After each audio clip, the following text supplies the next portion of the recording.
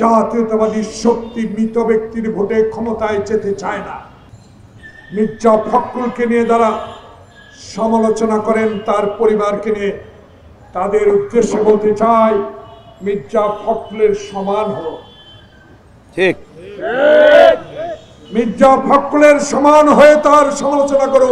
ঠিক, সত্য কথা বললেই সমালোচনা। তাই সত্যের মধ্যে থেকেই তারেক রহমান বলেছে, নির্যাতন সহ্য করেছে আমার দলের নেতাকর্মী, হাঁটু পানিতে দাঁড়িয়ে পুলিশের ভয়ে যারা রাত কাটিয়েছে, ঠিক, যারা জঙ্গলে কবরস্থানে ঘুমিয়ে হাসিনার পুলিশের অত্যাচার থেকে রক্ষা পেয়েছে, তাদের অনেক ক্ষোভ ছিল। প্রিয় ভাইরা, এই শেখ হাসিনা, তোমার ক্ষোভের কথা তুমি বলেছিলা, আওয়ামী লীগ ক্ষমতায় না থাকলে একটা কর্মীও থাকবে না। হাসিনা, মুধির আশ্বাস তেলে থেকে তুমি একবার চোখ বুলিয়ে দেখো, তারেক রহমান 5 আগস্টের পর তোমার একটা কর্মীর গায়ে হাত উঠায় না। ঠিক, এটাই ব্যক্তিত্ব। বসুন্ধরা ডায়াপেন্ট এখন আরো উন্নত। এই হট এয়ার থ্রো টপশিট দ্রুত শোষণ করে সোনামণিকে দেয় কোমল অনুভূতি। এটাই তার গ্রহণযোগ্যতা। এই গ্রহণযোগ্যতাকে ঠেকাবার জন্য আরেকটা ষড়যন্ত্র শুরু হয়েছে প্রিয় ভাইয়েরা। তাই এই ষড়যন্ত্র রুখতে হবে। জাতীয়তাবাদী শক্তি মৃত ব্যক্তির ভোটে ক্ষমতায় যেতে চায় না।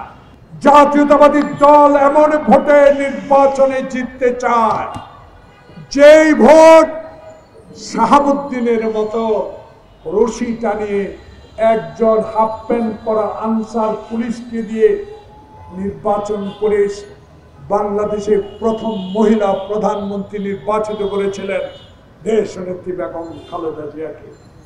এরকম একটা নির্বাচন চায় বিদায় তারেক রহমান বলেছে, সকল দল যারা বিগত 16 বছর হাসিনার রক্ত চক্ষু উপেক্ষা করে আন্দোলনে ছিল, তাদেরকে নিয়ে আমি নির্বাচন করি।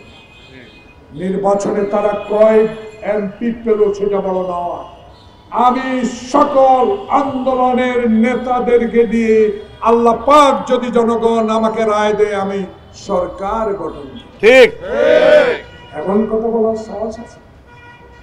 কথা বলার সাহস তো নারায়ণগঞ্জের শামীম ওসমানকেও দিয়েছিলেন, যে শামীম ওসমান খালেদা জিয়ার গাড়ির পাহাড় আটকিয়ে দিয়েছিল। ক্ষমতা তো ওবায়দুল কাদেরকেও দিয়েছিলেন। সে ওবায়দুল কাদের কোথায়? শামীম ওসমান কোথায়? খেলতে আসলাম, ফুটবল আছে, 11 জন আছি, তোমরা তো নাই, পলাইছে, সব পলাইছে। আসেন না, খেলা করেন।